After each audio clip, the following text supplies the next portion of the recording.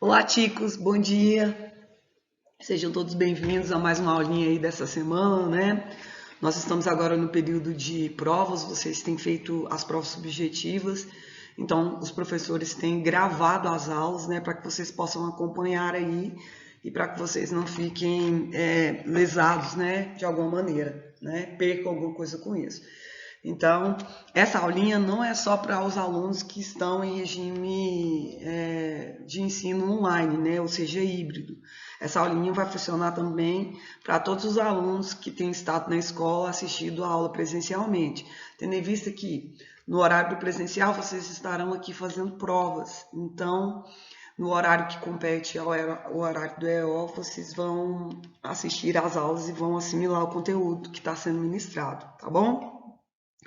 Uma exigência da coordenação é que a gente não colocasse exercícios aí para não sobrecarregar vocês, tá bom? Então, nós vamos entrar numa parte do nosso conteúdo que nós temos estudado sobre a Grécia, certo?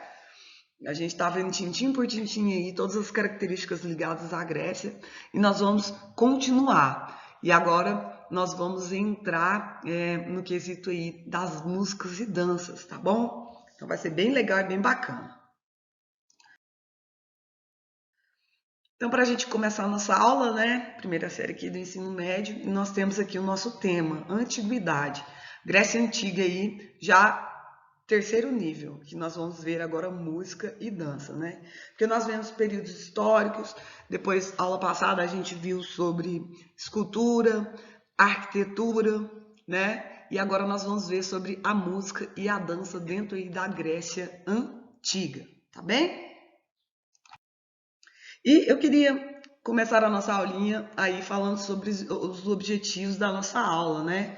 Quais são os objetivos da nossa aula de hoje? Bom, o intuito da nossa aula é fazer com que o aluno eu vou apresentar a música e da dança da antiguidade grega, né? Tendo como pano aí de fundo a mitologia, as relações sociais e culturais de expressão de um povo. Então, a partir do momento em que a gente entende um pouco sobre a mitologia, sobre as relações sociais, né, sobre como ali eles interagiam uns com os outros, nós vamos tomar conhecimento em relação aí a essa música e a essa dança, né, que são, na verdade, as expressões culturais de um povo, né? O povo, ele exprime suas emoções, né, através da cultura. E quando eu expresso a cultura, eu posso usar esses elementos, né? Tanto a música quanto a dança. Então, a arte grega, é bom saber. O que é bom saber?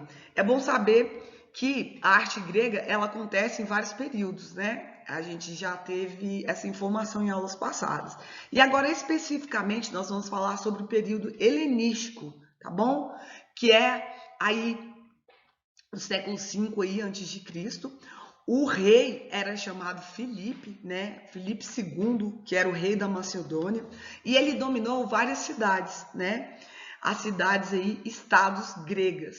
E ele foi sucedido pelo filho, logo depois, o famoso aí rei Alexandre, né? Então, dentro desse período helenístico, é importante que você saiba quem era o rei, que era o Filipe II, certo?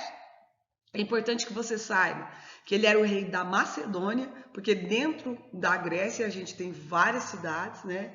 E essas cidades elas foram dominadas e cresceram em si, e a Macedônia foi uma dessas, né?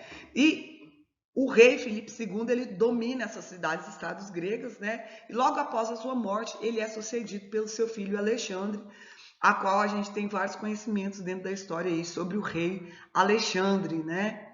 Um dos grandes reis maiorais aí dentro da Grécia.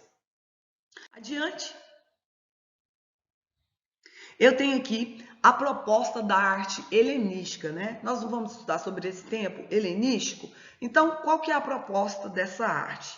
Bom, representar as pessoas de maneira que sugerisse movimento, que fosse bonito de todos os ângulos, né? Então, a proposta da arte helenística, ela está preocupada com isso aí, com representar as pessoas de maneira com que vá demonstrar que aquela pessoa está em movimento, né?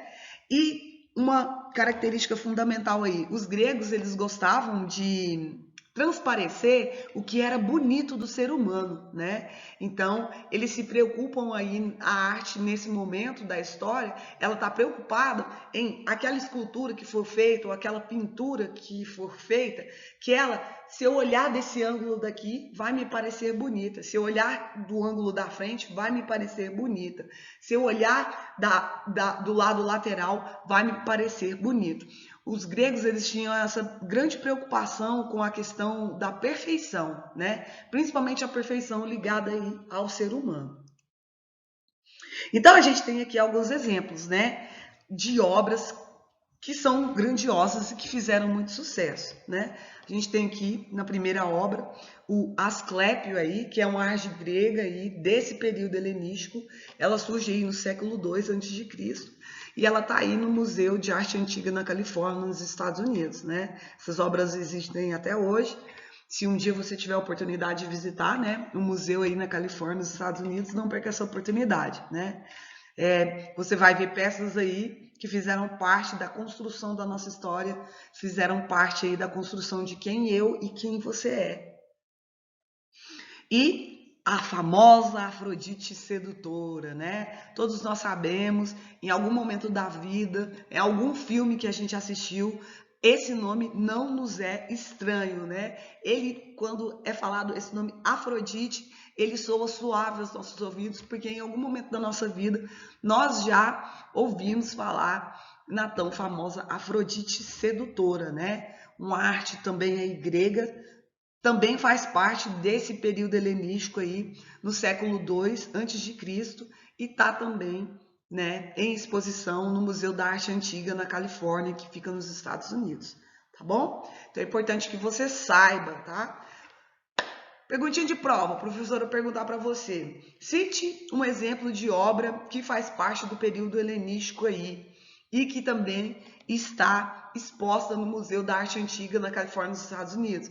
Você vai poder citar pelo menos uma das duas, né? Ou a Afrodite sedutora ou o Asclépio, tá bom?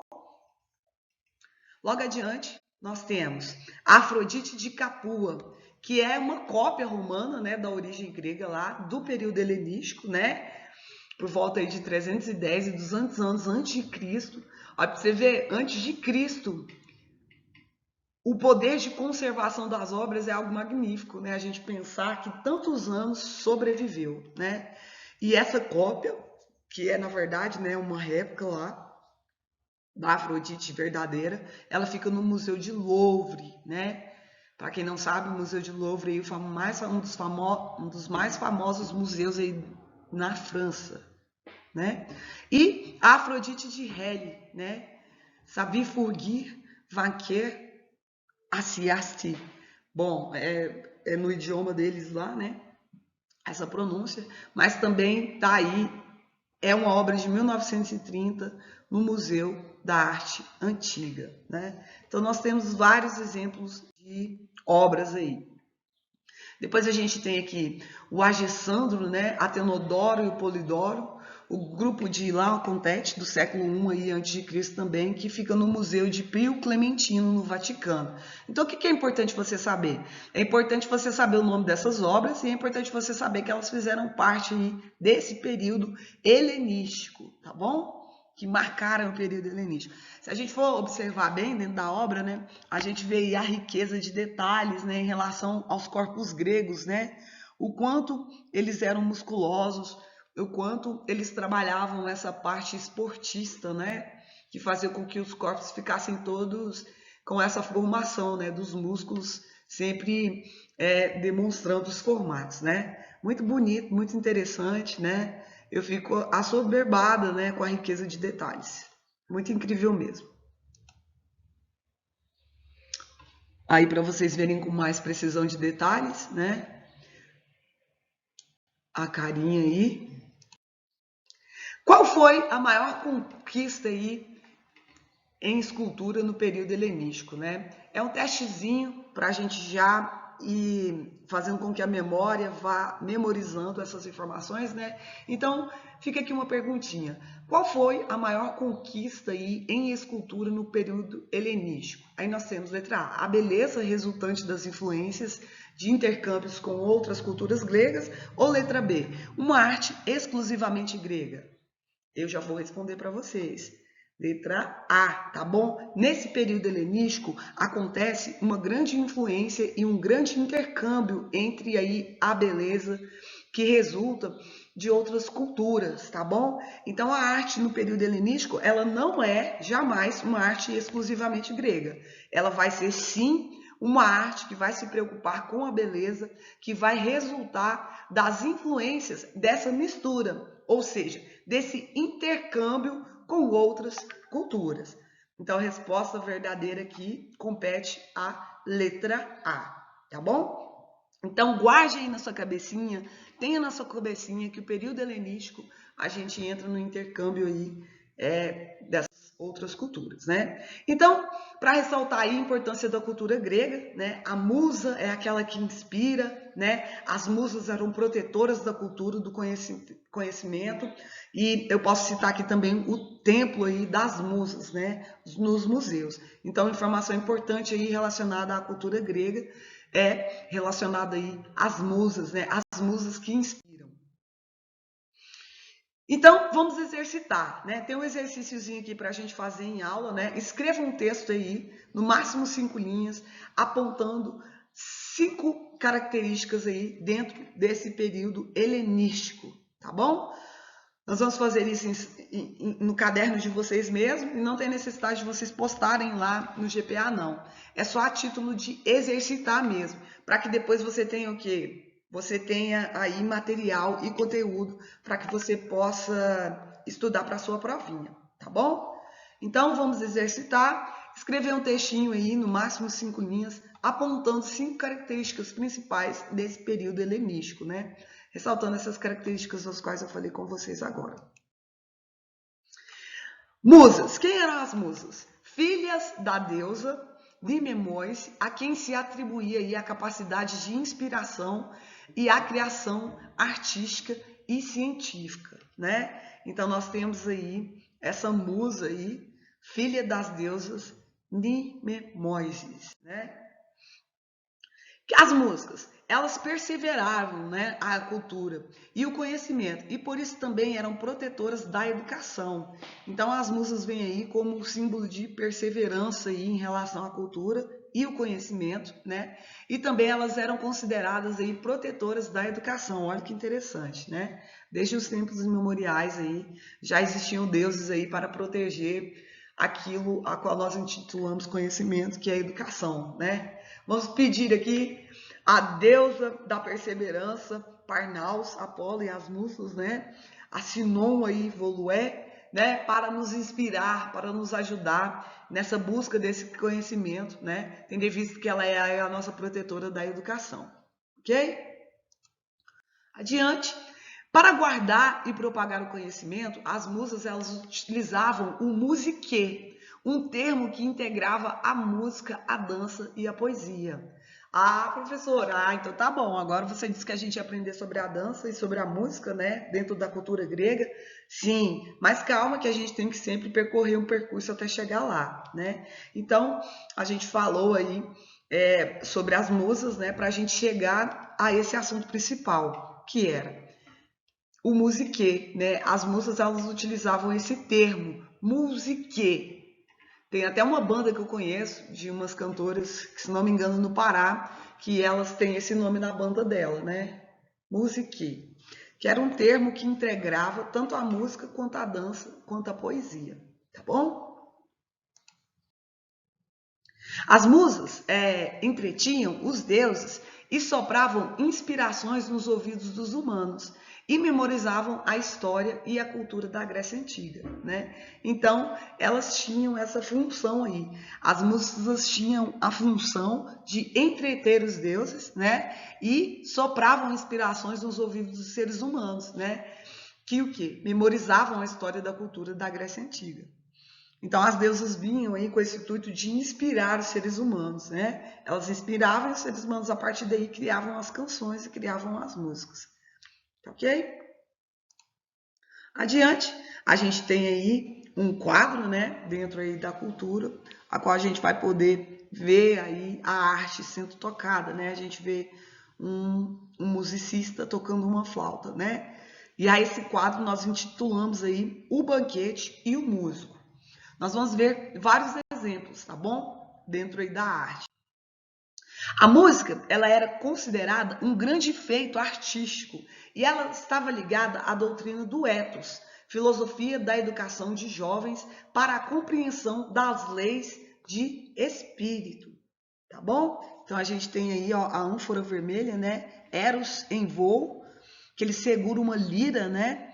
Datada aí na data de 475, 450 aí, né, no Museu Arqueológico de Agrigento, tá? Então a gente vê aqui dentro do pote, né, a arte sendo pintada. E o que é que a gente pode notar? Os detalhes aí relacionados à música, né? Então, ela era considerada aí um grande feito artístico, né? E ela, a música, estava sempre ligada à doutrina do ethos aí, né? O que é essa doutrina do ethos? É essa filosofia da educação de jovens para a compreensão das leis do espírito. Então, eles gostariam que os jovens compreendessem as leis dos espíritos, né? Então, eles arremetiam a isso aí. Bom, deu uma pausada aqui, porque o professor está gravando a aula da escola e eu estou aqui bem pertinho do sino, senão vocês não conseguiram ouvir o que eu estou falando, tá? Então, dando sequência, a formação moral e estética também era um elemento aí a se pensar, né? E era capaz de representar estados da alma, né? Então, eles tinham essa preocupação em relação aos jovens, né? Aos jovens, como é que eu posso dizer? Alimentar aí essa questão em relação à formação moral e estética, né? E eram capazes de representar a alma aí em todos os estados, ok? Adiante. Vamos mais a um testezinho aí, né? Qual a relação da música com a cultura grega, né? Qual a relação aí da música com a cultura grega? Vamos lá, letra A. Eles acreditavam que a música era uma dádiva divina ou não?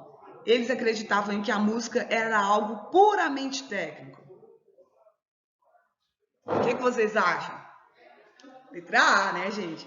Eles acreditavam que a música era uma dádiva totalmente divina. É tanto que eles usavam a música aí para trabalhar esse lado espiritual, principalmente em relação aos jovens aí, né? Eles acreditavam que essa maturidade espiritual, ela deveria vir aí através da cultura, né? E principalmente através da música, tá bom? Adiante. Escreva aí um textinho aí no máximo de 5 linhas, apontando que as principais características na música aí da Grécia Antiga, tá bom? Levando em consideração tudo isso que foi falado para vocês. Ah, professora, mas eu não decorei, não estou sabendo. Bom, isso é a título de exercício, né? Então, na hora que você for fazer um exercício aí, o que você vai fazer? Você pode ir lá no Google Tradutor também e tá arrecadando informações aí para você estar fazendo o exercício, tá bem? E agora nós vamos entrar aqui na dança, né? Vamos aí ver a importância da dança aí dentro da Grécia, né? Nós temos aqui as obras de arte, né? E a gente vê aqui, através das obras de arte, aí, o que a gente tem de documento e de relato histórico, né? O pessoal dançando. O afresco do Palácio de Quinos, que é outra obra de arte aí, que arremete também à dança, né? E o fresco minoico aí, conhecido como o Príncipe dos Lírios, né?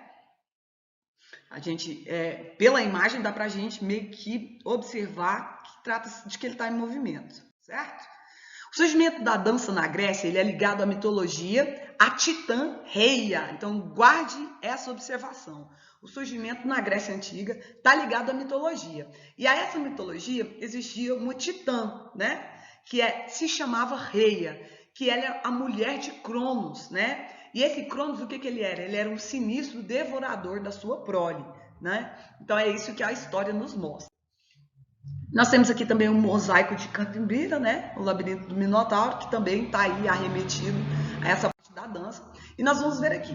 Na Grécia Antiga, a dança ela aparece completamente presente em quase todos os setores da vida social. Na religião, na educação, nas datas de comemorações ali, nos ritos agrários, nos estudos filosóficos e também na vida cotidiana, no dia a dia.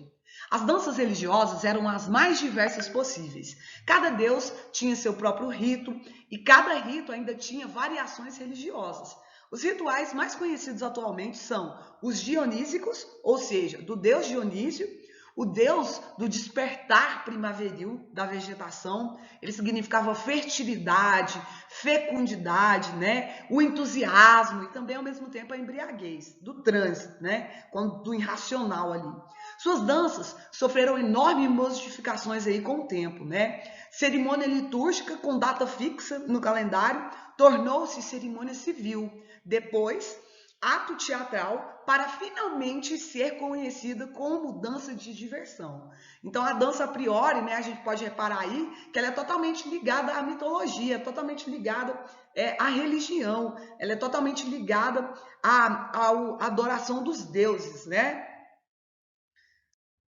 Da dança sagrada passou a ser dança profana, seguindo assim um movimento sagrado profano, encontrado em muitos aspectos das culturas antigas aí. Um exemplo da dança dionísica era um cortejo, onde Dionísio era acompanhado por Menandes, espécie de ninfa que representava um amante insaciável, e sátiros cujos movimentos eram de passos corridos ou escorregadios, braços escondidos em oposições, saltos com pernas esticadas ou flexionadas, torso, pescoço e cabeças jogadas para trás, no gesto típico de parecia triturar a nuca, que parecia mais triturar a nuca, né? Então, eles viravam o pescoço assim. Deve ser muito interessante. Eu vou pesquisar para a nossa próxima aula para a gente estar vendo alguns vídeos aí de exemplos dessa dança, tá bom?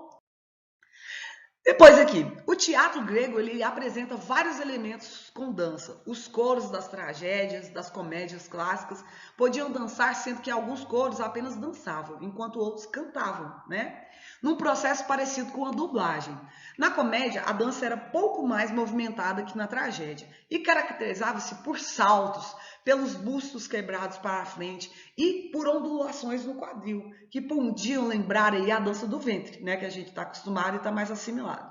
Havia ainda outros tipos de danças, como siquines, a dança da farsa, um estilo de teatro que mais tarde transformou-se em comédia, tá bom? Adiante, para a gente fechar isso aí, vou fazer uma perguntinha do nosso quiz aí. Qual a divindade é associada à criação da dança? Qual a divindade? É o deus Apolo? É a deusa Reia? Ou é as músicas? A gente acabou de ver ali atrás a informação. Letra B, né? Então guarde essa informação aí com você. A divindade associada à criação da dança aí era a Reia, tá bom? Adiante, vou pedir para vocês exercitar, né, isso que a gente acabou de ver. Para você escrever aí no mínimo 5 linhas, apontando as principais características da dança grega antiga, né?